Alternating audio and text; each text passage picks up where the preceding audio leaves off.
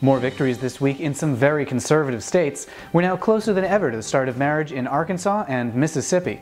Florida has refused to issue driver's licenses to a couple after they married and changed their last name, and support for marriage has skyrocketed in Wyoming. For the American Foundation for Equal Rights, I'm Matt Baum, and welcome to Marriage News Watch for December 1st, 2014. This week's big wins were in Arkansas and Mississippi. In both states, federal district court judges ruled that marriage bans are unconstitutional, but they also imposed a stay on their decisions so that the states will have time to appeal.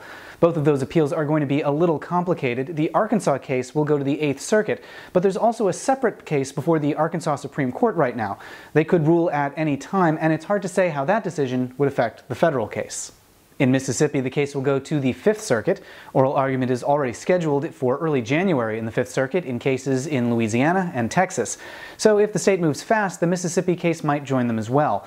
Attorney General Jim Hood and Governor Phil Bryant have already filed notice to appeal. There's a new lawsuit in Florida. The state canceled the driver's licenses of a gay couple after they married in New York and hyphenated their last name. Even though it is their legal last name now, the state of Florida is refusing to recognize it, so they've sued.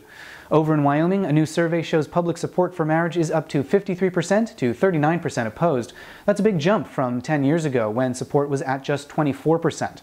And in Michigan, Attorney General Bill Chouette has asked the U.S. Supreme Court not to take up a marriage case and allow the state's marriage ban to remain in place.